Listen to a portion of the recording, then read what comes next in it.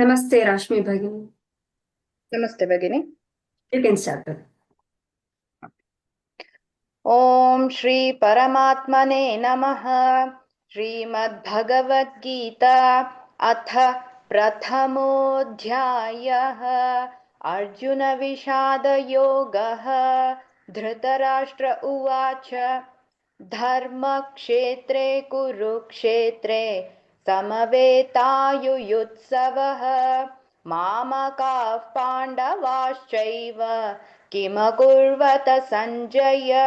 सञ्जय उवाच दृष्ट्वा तु पाण्डवानीकं व्यूढं दुर्योधनस्तदा आचार्यमुपसङ्गम्य राजा वचनमब्रवीत्। पश्यैतां पाण्डुपुत्राणाम् आचार्यमहतीं च मूं व्यूढां द्रुपदपुत्रेण तव शिष्येण धीमता।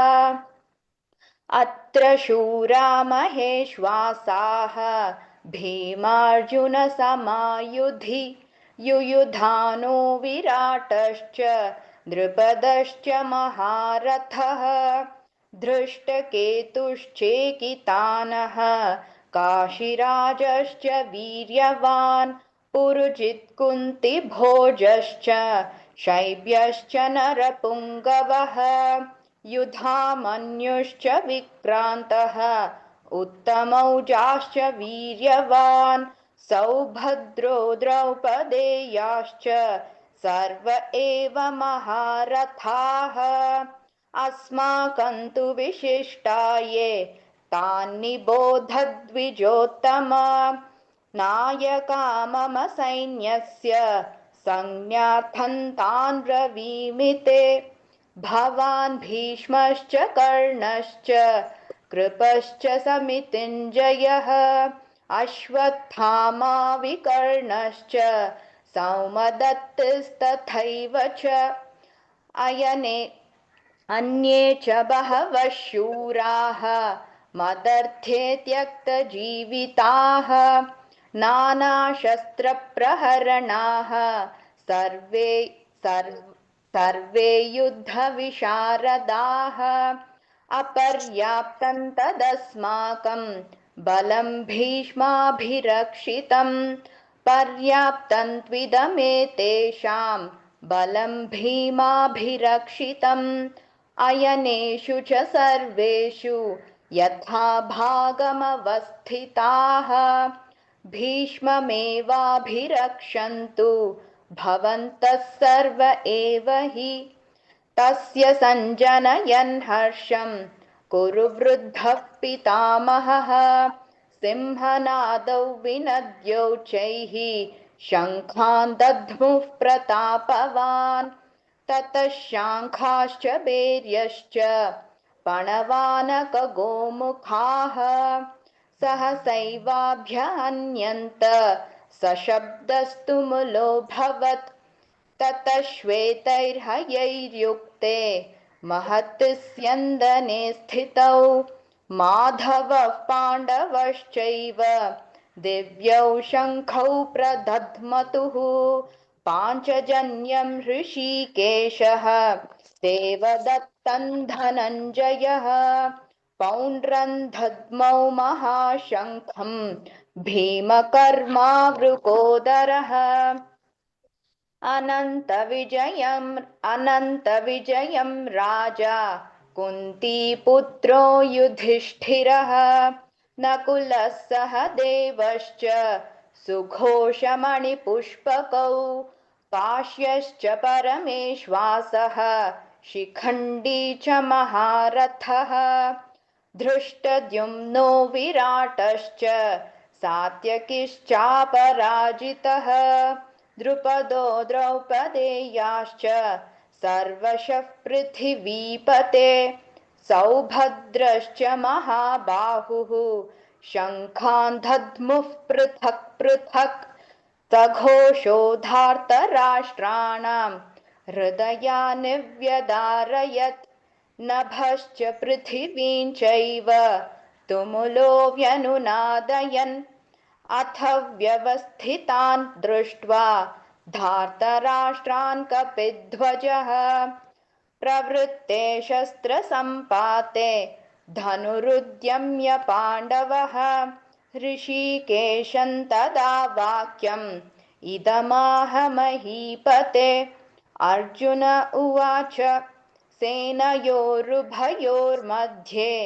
रथं स्थापयमेच्युत यावदेतान्निरीक्षेऽहं योद्धुकामानवस्थितान् कैर्मया सह योद्धव्यम् अस्मिन् रणसमुद्यमे योत्स्यमानानवेक्षेऽहं य एतेऽत्र समागताः धार्तराष्ट्रस्य दुर्बुद्धेः युद्धे प्रियचिकीर्षवः।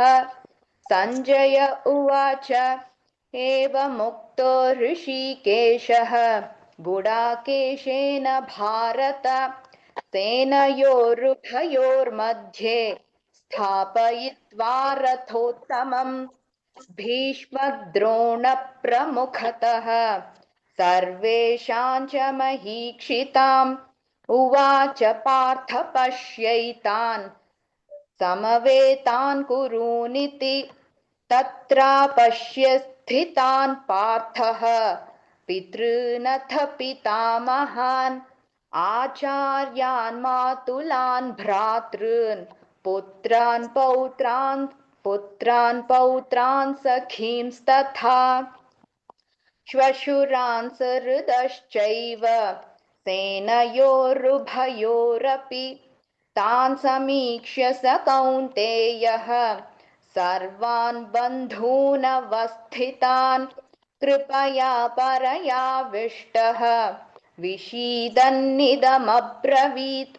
अर्जुन उवाच दृष्ट्वेमं स्वजनं कृष्ण युयुत्सुं समुपस्थितं सीदन्ति मम गात्राणि मुखं च परिशुष्यति वेपथुश्च शरीरे मे रोमहर्षश्च जायते गाण्डीवं स्रंसते हस्तात् त्वक्चैव परिदह्यते न च शक्नोम्यवस्थातुं भ्रमतीव च मे मनः निमित्तानि च पश्यामि विपरीतानि केशव न च श्रेयोनुपश्यामि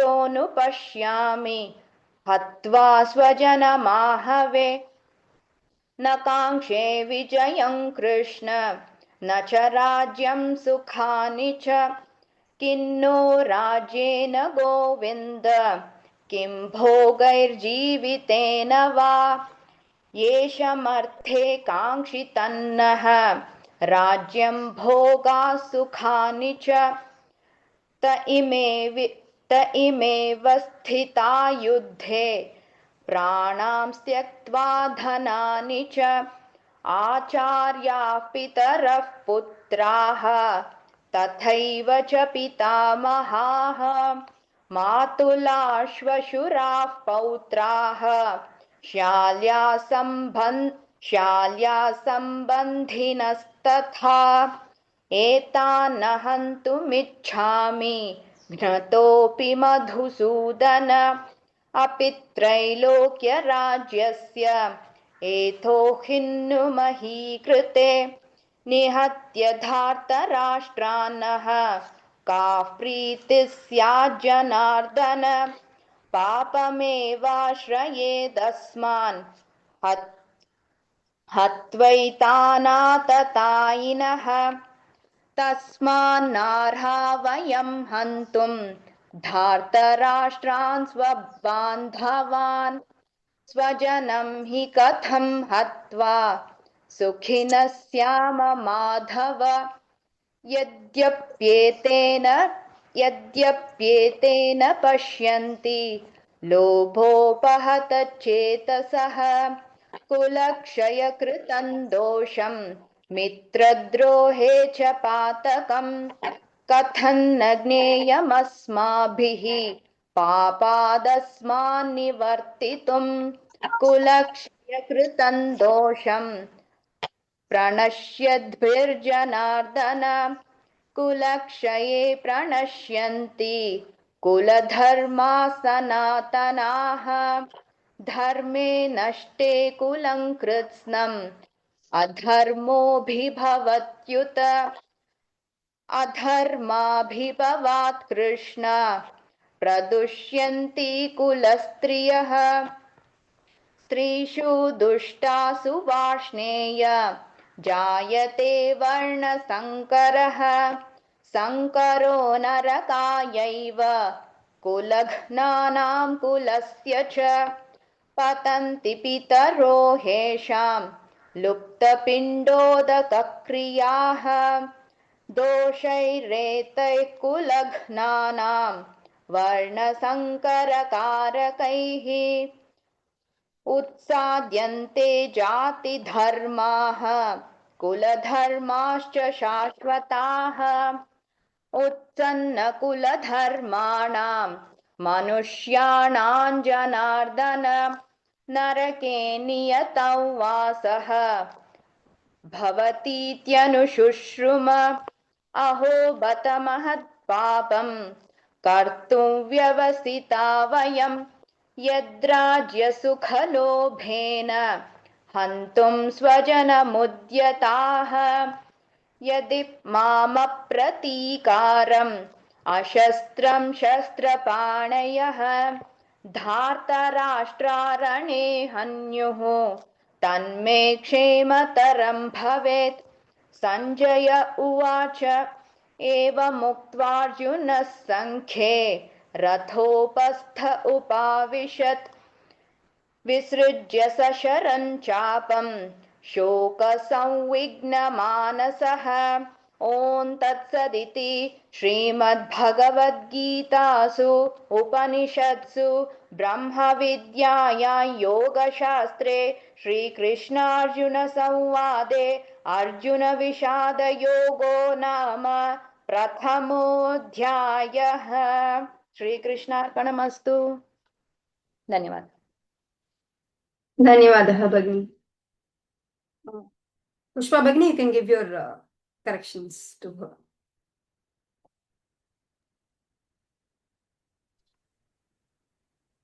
Bhagini, you are on mute.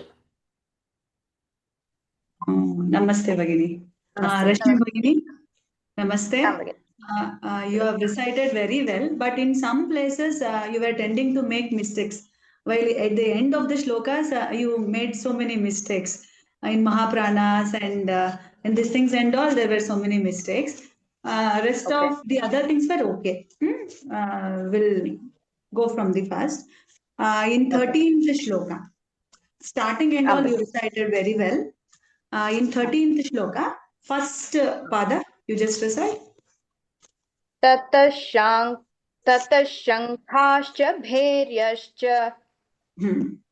You recited it as Shankhashcha. Okay. In 14th shloka, fourth pada, you just recite. दिव्यौ शङ्खौ प्रदध्मतुः. You're mismatching the Mahapranas. Pradadhmatuhu. First one is Alpa Prana and the second one is Mahaprana. Pradadhmatuhu. प्रदध्मतुः. Yes. In 17th shloka, third pada. धृष्टद्युम्नो विराटश्च. Dhrishtadyumno, you are missing one ditvam there. Third pada. Dhrishtadyumno viratascha. In third pada. Okay. In 18th one, fourth pada. शङ्खान् दद्मुः पृथक् पृथक्. Here also you are missing Mahaprana. Dadmuf. When two same wordings with Mahapranas will come, no, there you are making some mistake. Okay. You just carefully, you just read it off. In 21st shloka, first pada. ऋषिकेशं तदा वाक्यम्. No. 21st shloka, second pada. Second. इदमाह महीपते. Third one. Arjuna उवाच सेनयोरुभयोर्मध्ये रथं स्थापयमेच्युत 22nd, third pada. कैर्मया सह योद्धव्यम्. Yodhavyam. Here, Vatu is also there and also Mahapranam is also there. Yodhavyam. You have to stress a little bit. Okay. Okay. But this one will also come. Yodhavyam. 27th shloka. Begin. First one.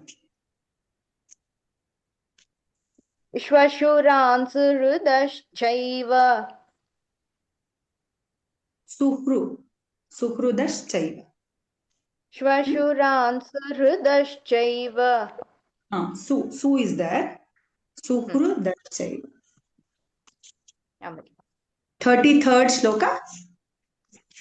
First and third pada. येषामर्थे काङ्क्षितन्नः त इमेव स्थिता युद्धे. There you were missing some Mahapranas here. Okay, begin. Now you read it correctly. 34th shloka, third and fourth. मातुलाश्वशुराः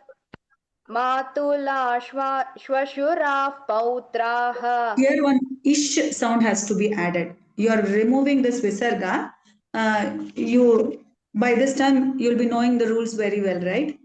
You have to remove that visarga and you have to put one ish there, sh there. Matula ashvashuraf pautraha. Here if has to come and here ish has to come. I could not hear that ish sound correctly. Okay. You just you read this one once again. Third. मातुलाश्वशुराः पौत्राः श्याल्या सम्बन्धिनस्तथा. It is Shyala. Lya is not. Lya is not there. Shyalas. One is sound also has to be added here. You have to remove that visarga and you have to add one is there. Okay. 35th shloka, fourth pada. हेतोः किन्नु मही कृते. Earlier you missed that ich sound. Okay. 37th shloka, fourth pada. सुखिनस्याम Madhava. Sukhinasya madhava. Is sound has to be heard clearly. Okay. Beginning. These are all very small mistakes. You have to be careful while reading. That's all. One second. Now 39th shloka. Fourth pada. Prapashyadbhirjanardana. Now it is correct. Earlier you were missing that Mahaprana here. Prapashyadbhirjanardana. 41st shloka, second and third. Okay. Pradushyanti kulastriyah strishu dushtasu varshneya.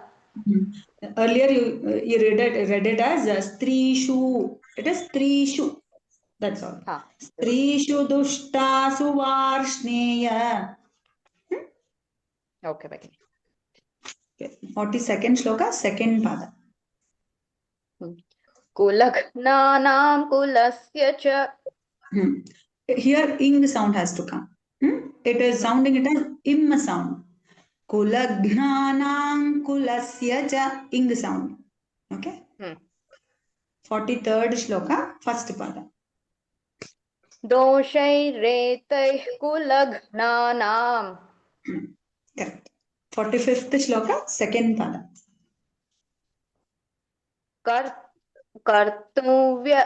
Kartuvyavasita vayam. Kartuvyavasita vayam, iv sound. We cannot hear that iv sound there. You just be careful while reading. Okay. Okay, beginning. Rest from my part, that is over. धन्यवादः Just have to practice, Bhagini, that's all. आं भगिनि धन्यवादः रश्मि भगिनी. Very nice recitation, Bhagini. She has covered धन्यवादः almost everything has been covered. Only one place, Bhagini. 12th shloka, second pada. which one भगिनि sorry 12th shloka, second pada. 12. हाँ कुरु वृद्धः पितामहः Okay. Okay, Bhagini. Only that's all. Rest all Pushpa Bhagini has covered. Okay. धन्यवादः. Nice recitation, Bhagini. धन्यवादः भगिनि Thank you.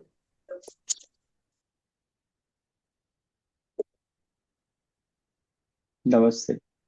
Namaste, Mahodaya. Shruyate va? Clear? You can Ah. clearly hear me? Thank you. Shall I start? Yes, Mahodaya, you can start. Om Shri Paramatmane Namaha.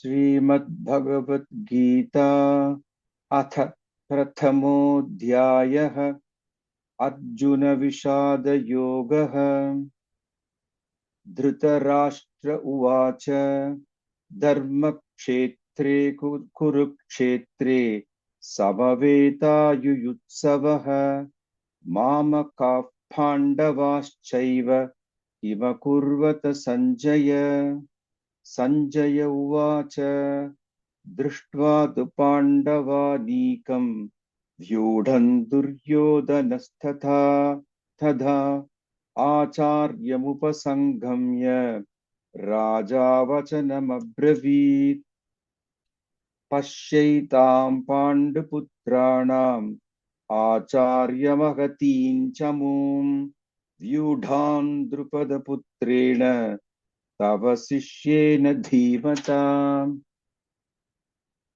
Atra Shura Maheshvasaha Bhimarjuna Samayudhi Yuyudhano Viratascha Drupadascha Maharathaha Drishtaketuschekitanaha Kashirajascha Viryavan Purujit Kunti Bhojascha Shaivyascha Narapungavaha Yudhamanjuscha Vikrantaha Uttamaujascha Viryavan Saubhadro Draupadeyascha Sarva eva Maharathaha Asmakantu Visishtaye Tanibodhat Vijhottama Nayaka Mama Sainyasya Sanyarthan Tan Bravivite Bhavan Bhishmascha Karnascha Krupascha Samitinjayaha Ashwathama Vikarnascha Somadattistathaiva cha Anye cha Bhagavashuraha Madathe Tyakta Jivitaha Nana Shastra Praharanaha Sarve Yuddha Visharadaha Aparyaptam Tadasmakam Balam Bhishma Bhirakshitam Paryaptam Tvidame Tesham Balam Bhima Bhirakshitam Ayaneshu Sasarveshu Yatha Bhagam Avasthitaha Bhishma Meva Bhirakshantu Bhavantas Sarva Evahi Tasya Sanjanayan Harsham Uruvruddhah Pitamahaha Simha Nadavinadyotchaihi Shankhan Dadmau Pratapavan Tatashankhaschа Bheryascha Panavanaka Gomukaha Sahasaivaabhyahanyanta Sashabdastumulo Bhavat Tatashvetairhayai Yuktai Mahatisyandane Sthitau Madhavah Pandavaschaiva Divyau Shankau Pradhadmatuhu पाञ्चजन्यं हृषीकेशः देवदत्तं धनञ्जयः पौण्ड्रं दध्मौ महाशङ्खं भीमकर्मावृकोदरः अनन्तविजयं राजा कुन्तीपुत्रो युधिष्ठिरः नकुलः सहदेवश्च सुघोषमणिपुष्पकौ काश्यश्च परमेश्वासः शिखण्डी च महारथः दृष्टद्युम्नो विराटश्च सात्यकिश्चापराजितः द्रुपदो द्रौपदेयाश्च सर्वशः पृथिवीपते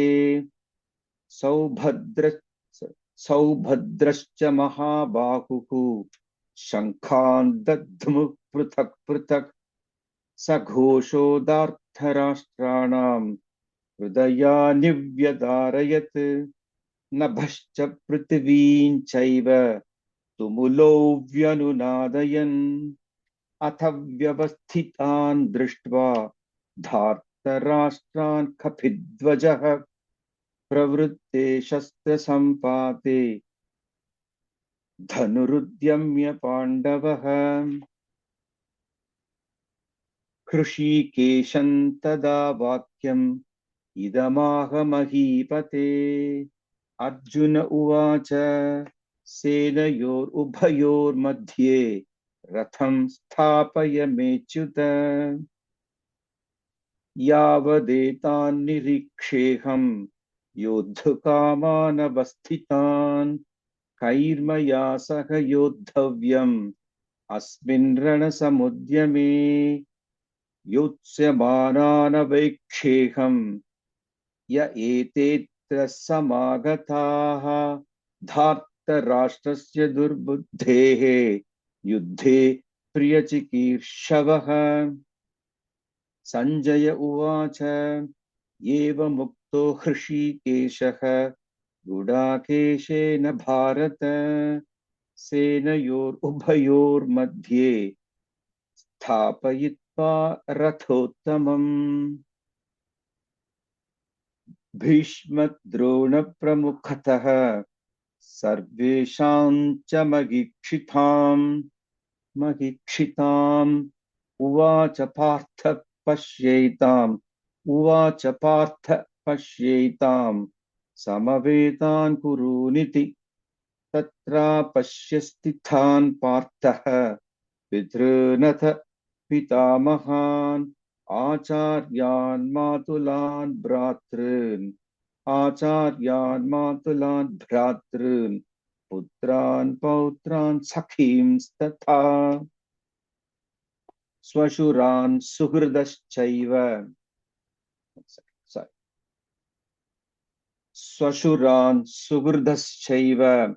सेनयोरुभयोरपि तान् समीक्ष्य स कौन्तेयः सर्वान् बन्धूनवस्थितान् कृपया परयाविष्टः विषीदन्निदमब्रवीत् अर्जुन उवाच दृष्ट्वेमं स्वजनं कृष्ण युयुत्सुं समुपस्थितम् सीदन्ति मम गात्राणि मुखं च परिशुष्यति वेपथुश्च शरीरे मे रोमहर्षश्च जायते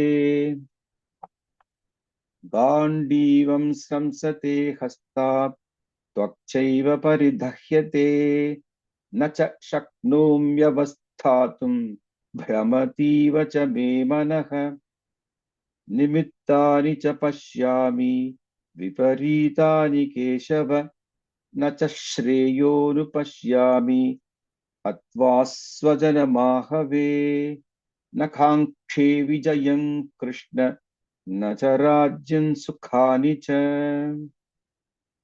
किन्नो राज्येन गोविन्द किं भोगैर्जीवितेन वा येषामर्थे काङ्क्षितन्नः राज्यं भोगाः सुखानि च त इमेव स्थिता युद्धे प्राणां त्यक्त्वा धनानि च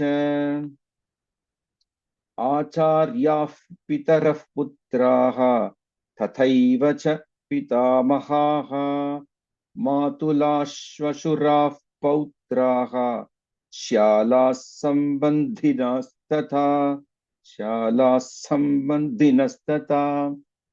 एतान्न हन्तुमिच्छामि घ्नतोऽपि मधुसूदन अपि त्रैलोक्यराज्यस्य हेतोः खिन्नुमहीकृते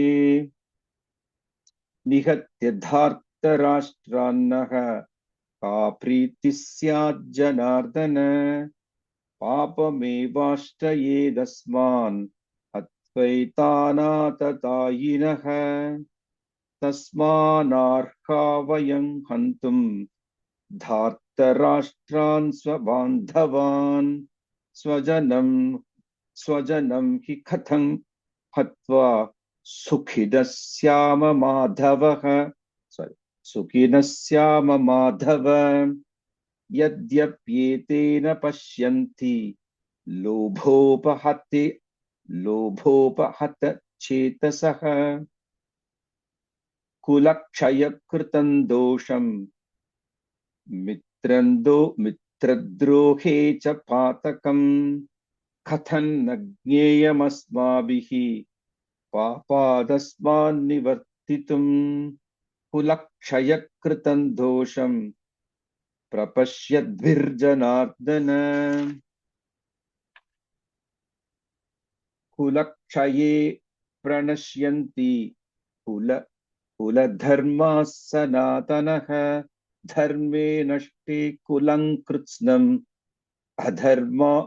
अधर्मोऽभिभवत्युत अधर्माभिभवात् कृष्ण प्रदुष्यन्ति कुलस्त्रियः स्त्रीषु दुष्टासु वार्ष्णेय जायते वर्णसङ्करः संकरो नरकायैव कुलघ्नानां कुलस्य च पतन्ति पितरो ह्येषां लुप्तपिण्डोदकक्रियाः दोषैरेथैः कुलघ्नानां वर्णसङ्करकारकैः उत्साद्यन्ते जातिधर्माः कुलधर्माश्च शाश्वताः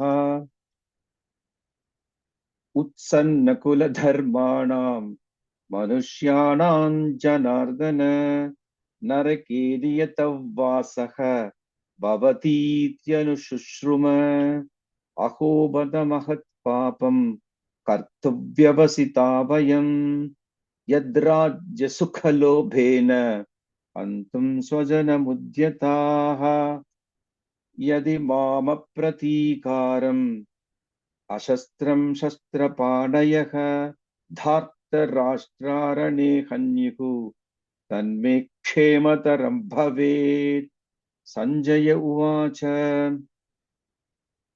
एवमुक्त्वार्जुनः संख्ये रथोपस्थ उपाविशत् विसृज्य सशरं चापं शोकसंविघ्नमानसः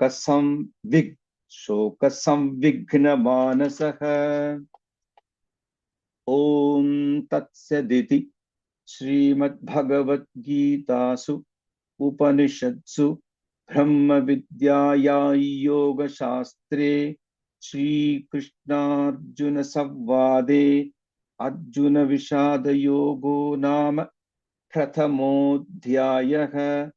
श्रीकृष्णार्पणमस्तु। धन्यवाद। धन्यवादः महोदय। Nice recitation, Mahodaya. Pushpa Bhagini will give her corrections. Bhagini, you're on mute. Sorry.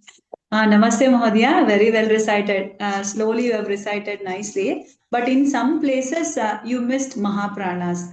Almost the mistake is most of the thing is Mahapranas only.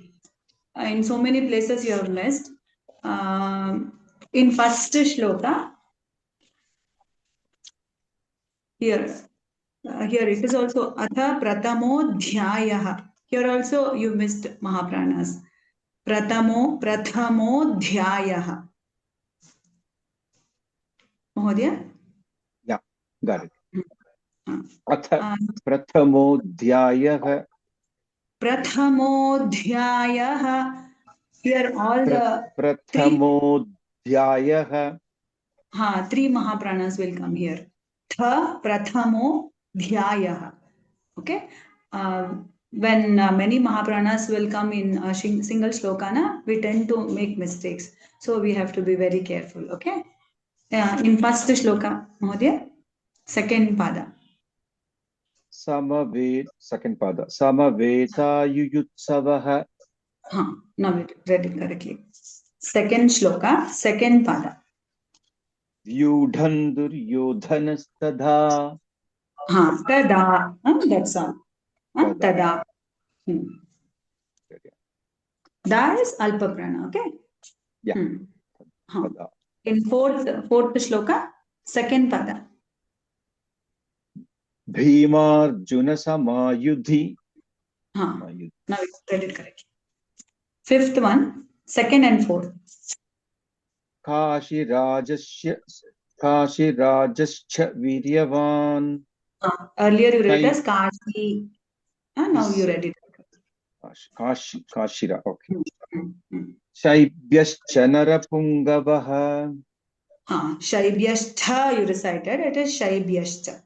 Alpa only. Okay. Shaibhyascha. Next, Shaibhyascha Narapungavaha. Sorry. Shaibhyascha Narapungavaha. Okay. Purujit Kunti Bhojascha Shaibhyascha Narapungavaha. That's all. Next in seventh shloka. Second. Tani bodhat dvijot. Fully. Asmakantu vishishtaye. Tani bodhat dvijotamaha. Tama. That's all. Tani bodhat dvijottama. 11th shloka Mahodaya, fourth pada. Bhavantas sarva eva hi. Bhavantas sarva eva hi. Is the sound, I could not hear that clearly. Bhavantas sarva eva hi. That you are elongating that he. It is he. That's all. Next in 13th shloka, second pada. Vanavanaka gomukhaha. Yes, gomukhaha. Kha is Mahaprana. Kha. Last. You are missing that.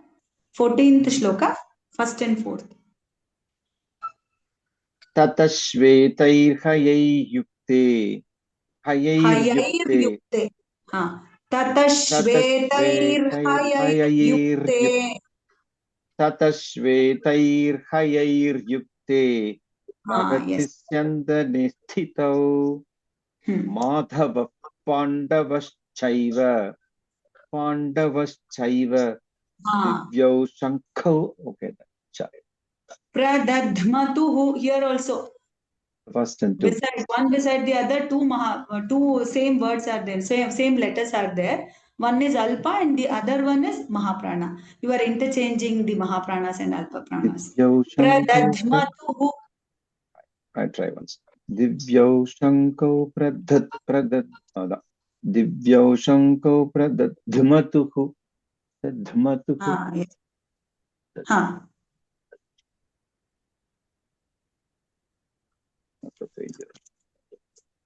17th shloka, fourth pada. Satyakishchaparajitah. Here also it is cha. It is Alpa Prana. You are reciting Mahaprana there. Satyakishchaparajitah. You are reciting it as Kishtha. It is Alpa Prana, not Mahaprana. Satyakishchaparajitah. Satyakishchaparajitah. Satyakishchaparajitah. Yeah. That is. Okay. 18th shloka, second pada. Sarvashah prithvipate. Uff. Now we read it. Yes. Now it came correctly. 19th shloka, first and third. Saghosho dhartarashtranam nabhascha prithveen. Now here hip sound will not come. Nabhascha prithiveen chaiva. Nabhascha prithiveen chaiva. Inj sound will come. Nabhascha prithveen chaiva. Prithveen chaiva. Prithi. Tha is Mahaprana. Prithveen chaiva. Yeah. 20th shloka, second pada. Dhartarashtran kapidvajah. Kapidvajah. Dhartarashtran kapidvajah. Dhartarashtran kapidvajah. Here, ka is coming Mahaprana. It is Alpa. Dva is Mahaprana. Okay. Here, first one, first Dha is also Mahaprana. Dhartarashtran kapidvajah. Kapidvajah. Dhartarashtran kapidvajah. Okay. In 23rd shloka, second pada. Dhartarashtrasya durbuddhehe. 23rd shloka, second pada. Second, sorry. Ya etetra samagataha. Ya etetra samagataha. Ya etetra samagataha. What is that? What is the change there? The extension of ye. You are missing that te, dirgha swara. Yayetetra. Yayetetra sam. Okay. Okay. In 26th shloka, fourth pada. Putran pautran sakhim statha. You are stressing sa also. Sakhim statha. First tha is alpa prana, second tha is mahaprana. While reciting, sakhim statha. Sakhim statha. You should not stress sa there, okay? Sakhim putran pautran sakhim statha. Yes. Tha is mahaprana. Okay. Next in 27, first shloka. Swashuran suhridaschaiva. Suhridaschaiva. Third. Yeah, that is su. You have to recite it as su. Su, we cannot hear that clearly. Suhru. Yes. Swashuran suhridaschaiva. Now we can. Samikshasa kaunteya. Tan samikshasa kaunteya. Tan samikshasa kaunteya. Tan samikshasa kaunteya. Tan samikshasa kaunteya. Ikshaya. Mikshaya. It is Tan dirgha swara. samikshasa kaunteya. Better? Tan samikshasa kaunteya. Tan samikshasa kaunteya. Mikshasa. Mikshya. Yeah. And 24th shloka. 24th. Sorry. 28th shloka, fourth pada. Yuyutsum samupasthitam. Once again. Yuyutsum samupasthitam. That mahaprana was missing. Ti and ta. You were interchanging those mahapranas. Samupasthitam. Yuyutsum samupasthitam. Yes. In 30th shloka, second pada.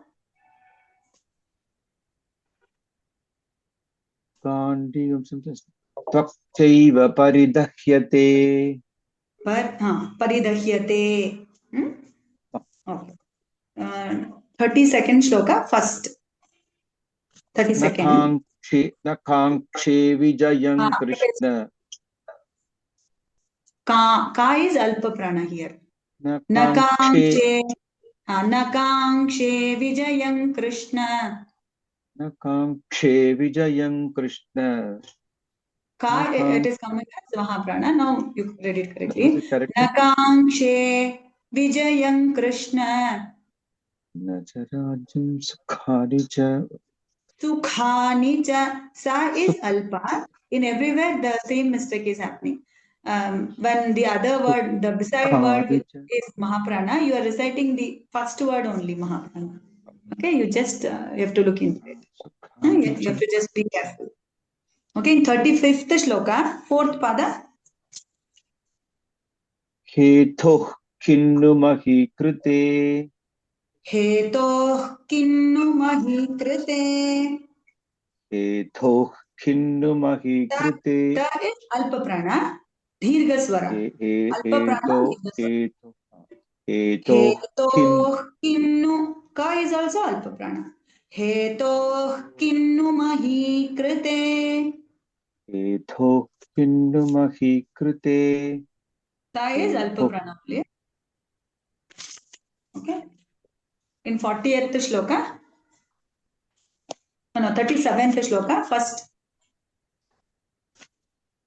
तस्मान्नार्हा वयं हन्तुं Tasmannarha.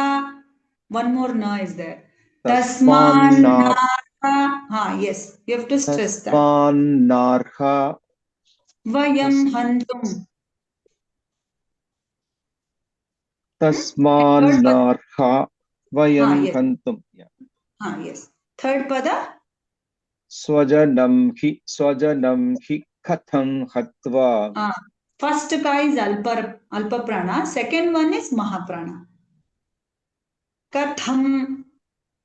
कथं हत्वा Ha, ha. Katham स्वजनं hatva. कथं हत्वा Yes. सुखिनः 38th shloka. यद्यप्येतेन पश्यन्ति लोभोपहत चेतसः कुलक्षयकृतं दोषं मित्रद्रोहे च पातकम् Okay. 40th shloka. Second pada and fourth pada. Here also is sound was missing. कुलधर्मः सनातनाः Yes. धर्मे नष्टे कुलं कृत्स्नम् अधर्मोऽभिभवत्युत Bhibha. Both are mahapranas. Adharmo bhibhavatयुत. You have to just elongate that mo, then both will come as mahapranas. Adharmo bhibhavatयुta. Once more. Okay. Adharmo bhibhavatयुta. Okay. अधर्मोऽभिभवत्युत Yes. 43rd shloka, first pada. दोषैरेथैः कुलज्ञानम् Ich sound has to be heard clearly, okay? Doshairetaiः kulajnanam. Ta is alpa prana. Ta is alpa prana. दोषैरेतैः कुलज्ञानम् Yes. Now it came correctly. 44th shloka, second pada. मनुष्याणां Janardan Manushyanam janardana. Inj sound has to be. मनुष्याणां Janardan Yes. 47th shloka. Sanjaya उवाच एव मुक्तार्जुनः संख्ये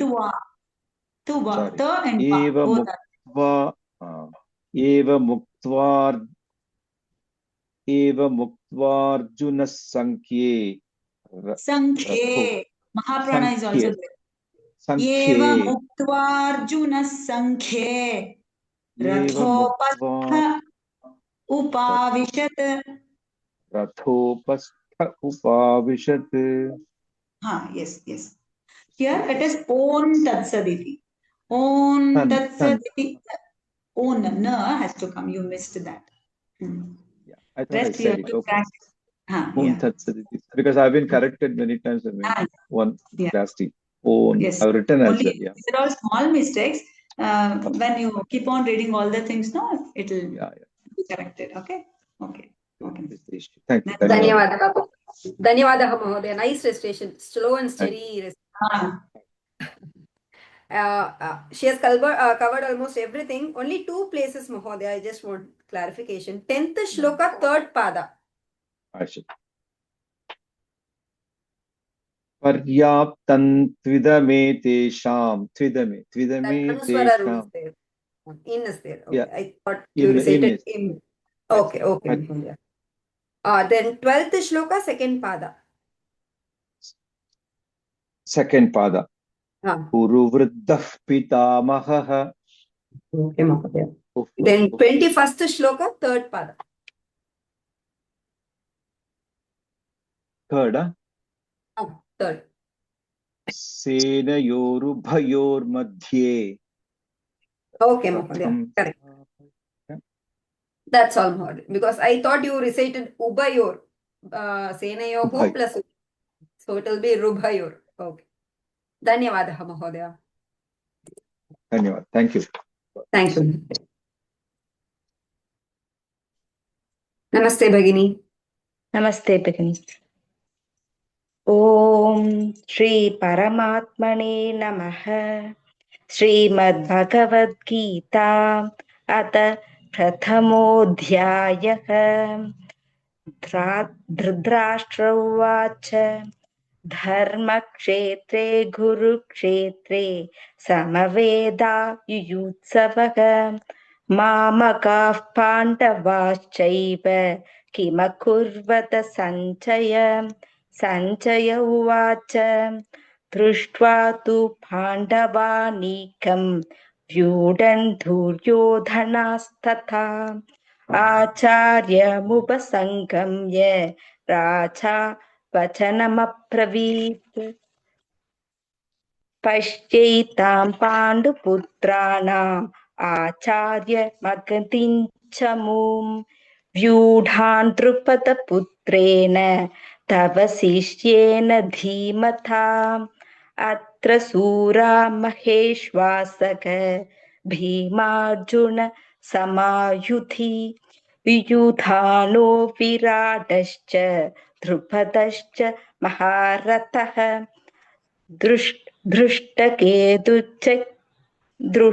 धृष्टकेतुश्च कीतानक काशीराजश्च वीर्यवान् पुरुजित् कुन्दिपोजश्च शैप्यश्च नरपुङ्गवः युधामन्युश्च विक्रान्तः उत्तमौजाश्च वीर्यवान् सौभद्रो द्रौपदेयाश्च सर्व एव महारथाः अस्माकन्तु विचिष्टाये तानि बोधाद्विजोत्तम नायका मम सैन्यस्य संज्ञार्थं तान् ब्रवीमीते भवान् भीष्मश्च कर्णश्च कृपश्च समितं च यः अश्वत्थामा विकर्णश्च सौमदत्तिस्तथैव च अन्यच्च बहवः शूराः मदर्थे त्यक्तजीविताः नानाशस्त्रप्रकरणाः सर्वे युद्धविशारदाः अपयार्थं ततस्माकं फलं भीष्माभिरक्षितम् पर्याप्तं त्विधमे तेषां फलं भीष्माभिरक्षितम् अयनेषु च सर्वेषु यथा भागमवस्थिताः स्थिताः भीष्ममेवापि रक्षन्तु भवन्तः सर्व एव हि तस्य सञ्जनयन् हर्षं कुरु वृन्थः पितामहः सिंहनाथो विनद्योच्चैः शङ्खं दद्मौ तथा भवान् ततः शङ्काश्च पेर्यश्च फणवानककोमुखाः सकसैवाप्यहन्यन्त सशब्दस्तु मुलोऽभवत् ततः श्वेतैर्हयर्युक्ते महति स्यन्तने स्थितौ माधवः पाण्डवश्चैव दिव्यौ शङ्खौ प्रदध्मतुः पाञ्चचैन्यं ऋषिकेशः देवदत्तं धनञ्जयः पौण्ड्रन् दद्मौ महाशङ्खं भीमकर्मा वृकोदरः अनन्तविजयं राजा कुन्तिपुत्रो युधिष्ठिरः नकुलः सहदेवश्च सुघोषो मणिपुष्पकौ काश्यश्च परमेश्वासः शिखण्डी च महारथः धृष्टद्युम्नो विराटश्च सात्यकीश्चापराजितः द्रुपदो द्रौपदेयाश्च सर्वाशः पृथिवीपते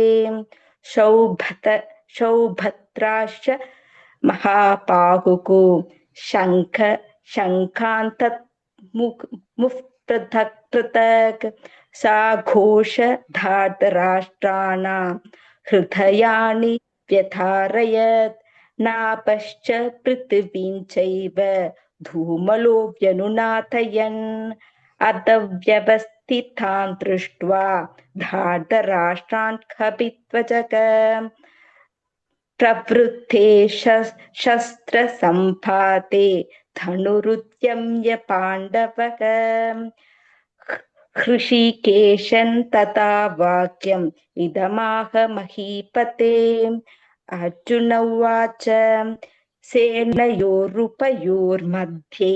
रथं स्थापय मेच्युत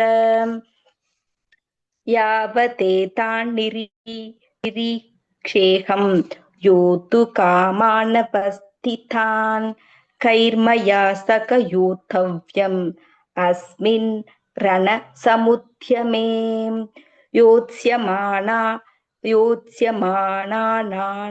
योत्स्यमानानावेक्षेकं येतेऽत्र समागताः धार्तराष्ट्रस्य दुर्बुद्धेः युद्धे प्रियचिकीर्षवः सञ्जय उवाच एवमुक्तो हृषीकेशः गुडाकेशेन भारत सेनयोरुभयोर्मध्ये स्थापयित्वा रथोत्तमम् भीष्मद्रोणो प्रमुखतः सर्वेषां च महिषिताम् उवाच पार्थ पश्येतान् समवेतान् कुरुनिति तथा पश्य स्थितान् पार्थक पितॄन्नत पितामहान् आचार्यान् मातुलान् भ्रातॄन् पुत्रान् पौत्रान् सखींस्तथा श्वशुरान् सुकृतश्चैव सेनयोरुभयोरपि तान् समीक्ष्य स कौन्तेयः सर्वान् बन्धूनवस्थितान् कृपया परया पिष्टक विषीदन्निधं ब्रवीत् अर्जुन उवाच दृष्ट्वेमं स्वजनं कृष्ण युयुत्सं समुपस्थितं सीदन्ति मम गात्राणि मुखं च परिशुष्यति ve patush. Namaste, Bhagini. I think you need to practice a lot. There is mistakes on almost all the shlokas. What you do, Bhagini, you practice well, and maybe we can have another round. You can check with Radha SK Bhagini if you can book another one-to-one. Uh, okay. Okay. Many Mahapranas and all other places also, every shloka there is some or the other mistakes are there. So it's better you practice well, Bhagini. Okay? Okay. No problem, Bhagini. Once you practice, you'll get it. No, not an issue. So, okay, Bhagini? Yeah. Okay, Bhagini. Thank you. Thank you, Bhagini.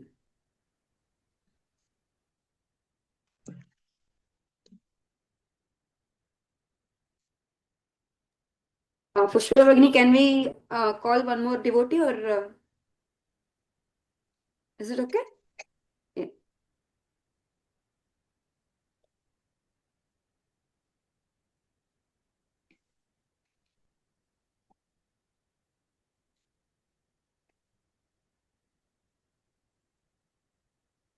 Padma Priya Bhagini, please don't take it wrong. You can practice and you can book another one-to-one, Bhagini.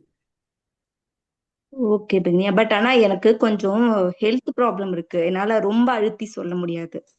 இல்ல ஒன்னும் பிரச்சனை இல்ல. நீங்க இன்னும் 2 வாட்டி practice பண்ணி ஃபுல்லா சொல்லி பாருங்க, நல்லா வந்துரும். ஒண்ணுமே பிரச்சனை இல்ல. ஓகேவா?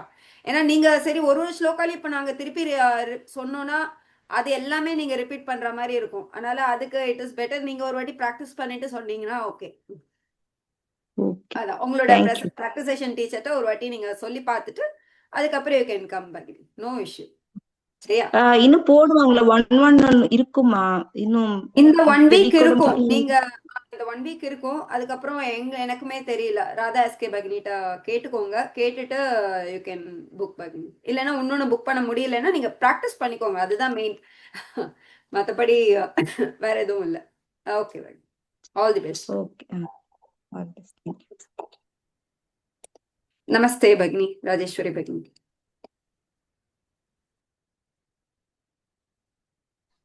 நமஸ்தே பகினி. எனக்கும் இப்ப பயமா இருக்கு. எவ்வளவு முடியறதோ அவ்வளவு சொல்றேன் நானு. ஓகே கரெக்ஷன்ஸ் பரவாயில்ல இருந்தா நான் அப்புறம் திருத்திக்கிறேன் பகினி. ஓகே. ஓகே. ஓம் ஸ்ரீ பரமாத்மனே நமஹ. அத ஸ்ரீ ஓம் ஸ்ரீ பரமாத்மனே நமஹ. ஸ்ரீமத் பகவத் கீதா அத பிரதமோऽध्यायः. அர்ஜுன விஷாத யோகः. धृतराष्ट्र उवाच धर्मक्षेत्रे कुरुक्षेत्रे समवेतायुयुत्सवः मामकाः पाण्डवश्चैव किमकुर्वत सञ्जय. सञ्जय उवाच दृष्ट्वा तु पाण्डवानीकं व्यूढन् दुर्योधनस्तथा आचार्यमुपसङ्गम्य राजा वचनमब्रवीत्. पश्चैतां पाण्डुपुत्राणाम् आचार्यमहतीं च मूं व्यूढान् द्रुपदपुत्रेण तव शिष्येन धीमता. अत्र शूरा महेश्वासाः भीमार्जुनसमायुधि युयुधानो विराटश्च द्रुपदश्च महारथः. केतुश्चिकितानः काशीराजश्च वीर्यवान् पुरुजित् कुन्तिभोजश्च शैब्यश्च नरपुङ्गवः युधामन्युश्च विक्रान्तः उत्तमौजाश्च वीर्यवान् सौभद्रो द्रौपदेयाश्च सर्व एव महारथाः. अस्माकं तु विशिष्टाये तानि बोधद्विजोत्तम नायका मम सैन्यस्य संज्ञार्थं तान् ब्रवीमि ते. भवान् भीष्मश्च कर्णश्च कृपश्च समितिञ्जयः अश्वत्थामा विकर्णश्च सौमदत्तिस्तथैव च अन्ये च बहवः शूराः मदर्थे त्यक्तजीविताः नानाशस्त्रप्रहरणाः सर्वे युद्धविशारदाः अपर्याप्तं तदास्माकं बलं भीष्माभिरक्षितं पर्याप्तं त्विदमेतेषां बलं भीमाभिरक्षितम् अयनेषु च सर्वेषु यथा भागमवस्थिताः भीष्ममेवाभिरक्षन्तु भवन्तः सर्व एव हि तस्य सञ्जनयन् हर्षं कुरु वृद्धः पितामहः सिंहनादौ विनद्योच्चैः शङ्खं दद्मौ प्रतापवान् ततः शङ्खाश्च भैर्यश्च पनवानकगोमुखाः सहसैवाभ्यहन्यन्त सशब्दस्तु मुलोऽभवत् ततः श्वेतैर्हयैर्युक्ते महति स्यन्दने स्थितौ माधवः पाण्डवश्चैव दिव्यौ शङ्खौ प्रदद्मतुः पाञ्चजन्यं हृषीकेशः देवदत्तं धनञ्जयः पौण्ड्रं दद्मौ महाशङ्खं भीमकर्मावृकोदरः अनन्तविजयं राजा कुन्तीपुत्रो युधिष्ठिरः नकुलः सह देवश्च सुघोषमणिपुष्पकौ काश्यश्च परमेश्वासाः शिखण्डी च महारथः दृष्ट्यद्युम्नो विराटश्च सात्यकिश्च पराजितः द्रुपदो द्रौपदेयाश्च सर्वशः पृथिवीपते सौभद्रश्च महाबाहुः शङ्खान् दद्मौ पृथक् पृथक् सघोषो धार्तराष्ट्राणां हृदयानि व्यदारयत् नभश्च पृथिवीं चैव तुमुलो व्यनुर्नादयन् अथ व्यवस्थितान् दृष्ट्वा धार्तराष्ट्रान् कपिध्वजः प्रवृत्ते शस्त्रसम्पाते धनुरुद्यम्य पाण्डवः हृषीकेशं तदा वाक्यम् इदमाह महीपते अर्जुन उवाच सेनयोरुभयोर्मध्ये रथं स्थापयमेच्युत यावदेतान्निरीक्षेऽहं योद्धुकामान् अवस्थितान् कैर्मया सह योद्धव्यम् अस्मिन् रणसमुद्यमे योत्स्यमानान् वेक्षेऽहं य एतेऽत्र समागताः धार्तराष्ट्रस्य दुर्बुद्धेः युद्धे प्रियचिकीर्षवः सञ्जय उवाच एवमुक्तो हृषीकेशः गुडाकेशेन भारत सेनयोरुभयोर्मध्ये स्थापयित्वा रथोत्तमम् भीष्मद्रोणप्रमुखतः सर्वेषां च महीक्षिताम् उवाच पार्थ पश्चैतान् समवेतान् कुरुनिति तत्र पश्यस्थितान् पार्थाः पितॄनत पितामहान् आचार्यान् मातुलान् भ्रातॄन् पुत्रान् पौत्रान् सखींस्तथा स्वशुरान् सुहृदश्चैव सेनयोरुभयोरपि तान् समीक्ष्य स कौन्तेयः सर्वान् बन्धूनवस्थितान् कृपया परयाविष्टः विषीदन्निदमब्रवीत् अर्जुन उवाच दृष्ट्वेमं स्वजनं कृष्ण युयुत्सं समुपस्थितं सीदन्ति मम गात्राणि मुखं च परिशुष्यति वेपतुश्च शरीरे मे रोम हर्षश्च जायते गाण्डीवं स्रंसते हस्तात् त्वक् चैव परिदह्यते न च शक्नोम्यवस्थातुं भ्रमतीव च मे मनः निमित्तानि च पश्यामि विपरीतानि केशव न च श्रेयोऽनुपश्यामि हत्वा स्वजनमाहवे न काङ्क्षे विजयं कृष्ण न च राज्यं सुखानि च किन्नो राज्येन गोविन्द किं भोगैर्जीवितेन वा येषाम् अर्थे काङ्क्षितन्न एताम् अर्षे काङ्क्षितन्नः राज्यं भोगा सुखानि च त इमेव स्थिता युद्धे प्राणास्त्यक्त्वा धनानि च आचार्याः पितरः पुत्राः तथैव च पितामहाः मातुलाश्वशुराः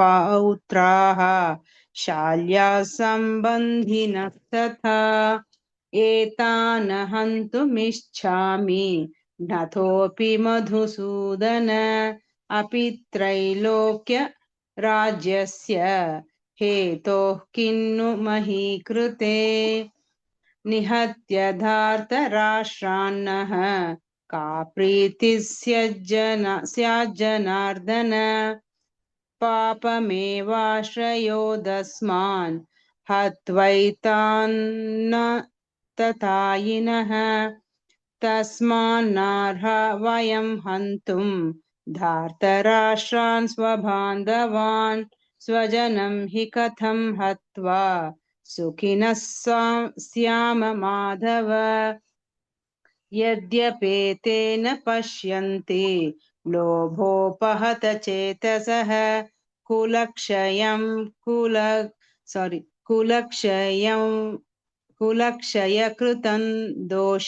कुलक्षयकृतं दोषं मित्रद्रोहे च पातकं कथन्न ज्ञेयमस्माभिः पापादस्मान्निवर्तितुं कुलक्षयकृतं दोषं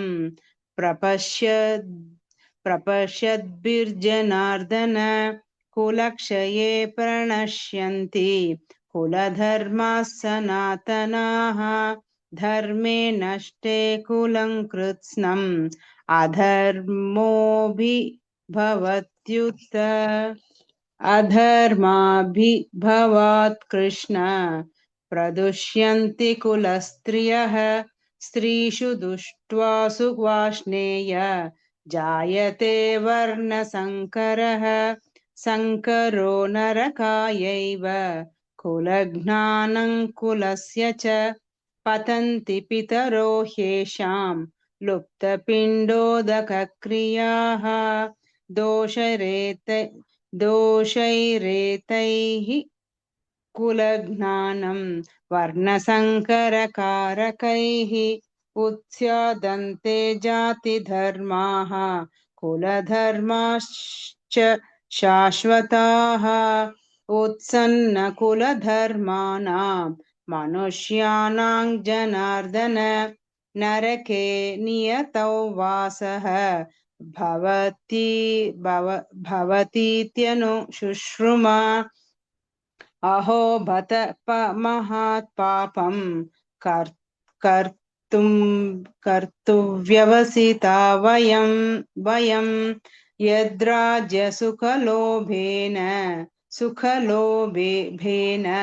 यद्राजसुखलोभेन हन्तुं स्वजनमुद्यताः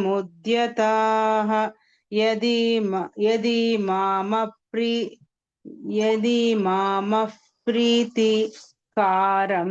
अशस्त्रं शस्त्रपाणयः धार्तराष्ट्रान् रणे हन्युः तन्मे क्षेमतरं भवेत् Sanjaya uvacha एवमुक्त्वार्जुनः संख्ये रथोपस्थ उपाविशत् विसृज्य शशरं चापं शोकसंविघ्नमानसः ॐ तत्सदिति श्रीमद्भगवद्गीतासु उपनिषत्सु ब्रह्मविद्यायां योगशास्त्रे श्रीकृष्णार्जुन संवादे अर्जुन विषाद योगो नाम प्रथमोऽध्यायः। श्रीकृष्णार्पणमस्तु। धन्यवादः भगिनी. Your registration was okay, but many mistakes were there. Pushpa, let it be that.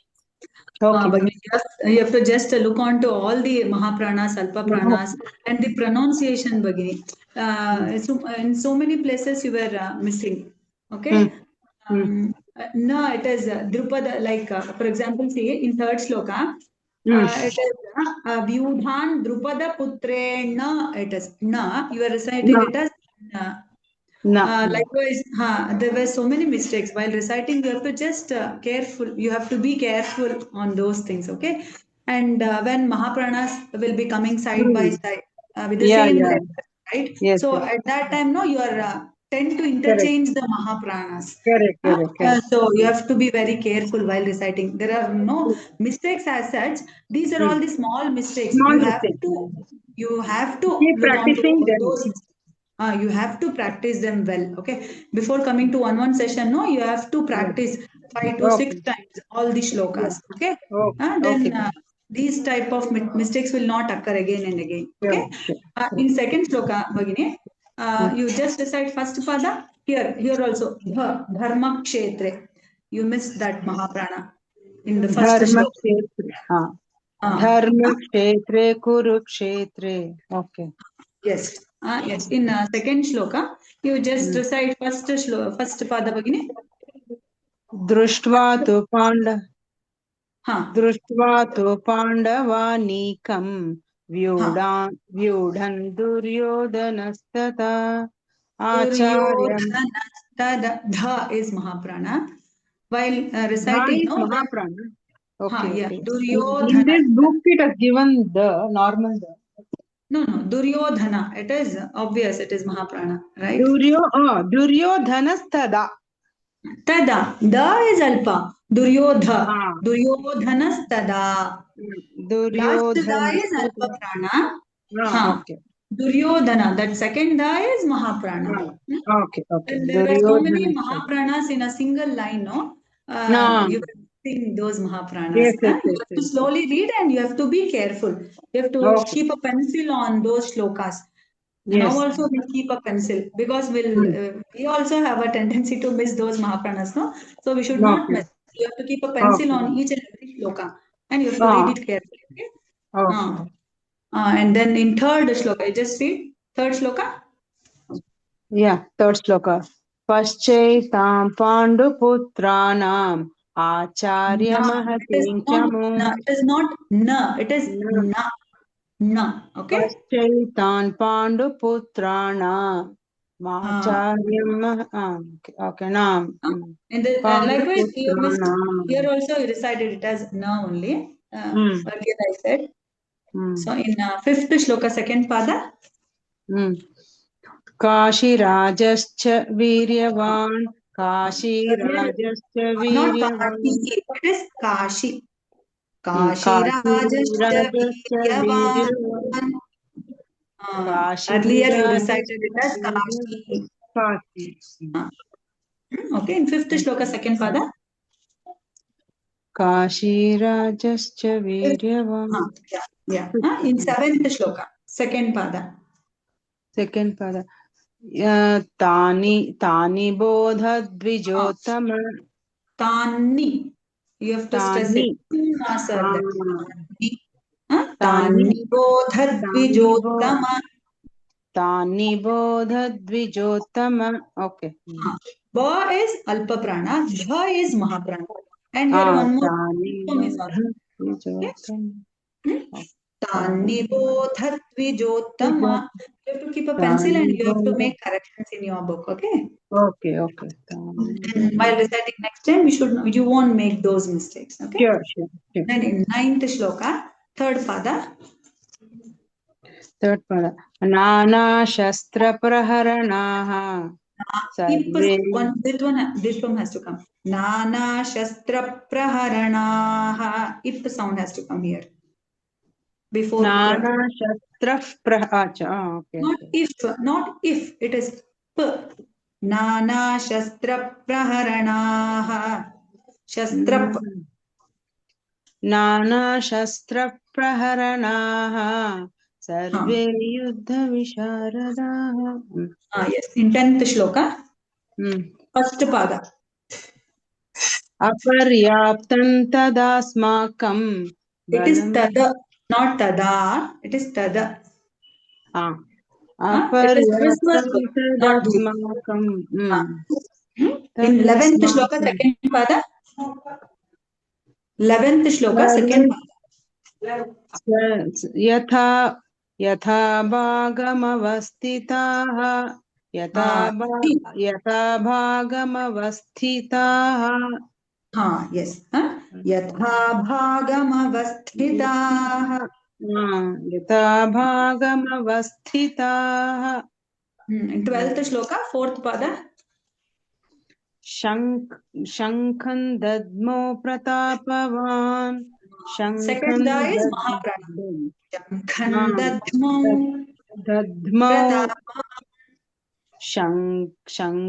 dadmo. Shankhan dadmo. Okay, practice them. Dadmo pratapa. These shlokas are like that only. You have to practice. If you practice more and more, these shlokas will come correctly. Okay. 13th shloka, first and 4th pada. 4th pada. Divyau shankho pradad. 13th shloka. 13th. Sashabda tumulo bhavat. Tata shankascha bheryascha. Panavan shankascha bheryascha. Kha is Mahaprana, Bhe is Mahaprana.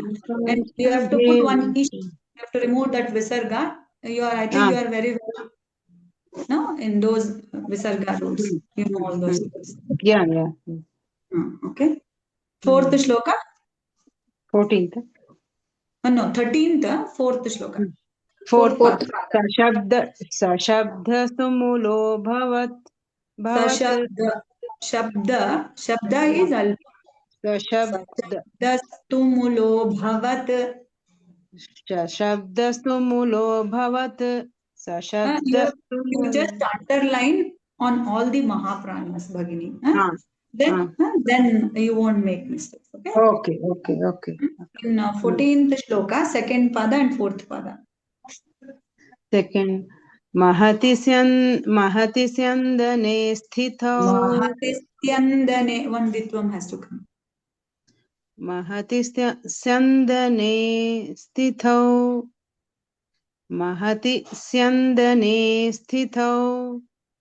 It is Mahatisyandane. Okay. Mahatisyandane. Mahatisyandane sthitho. Then Divyau shankho pradadmatuhu. Shankho also.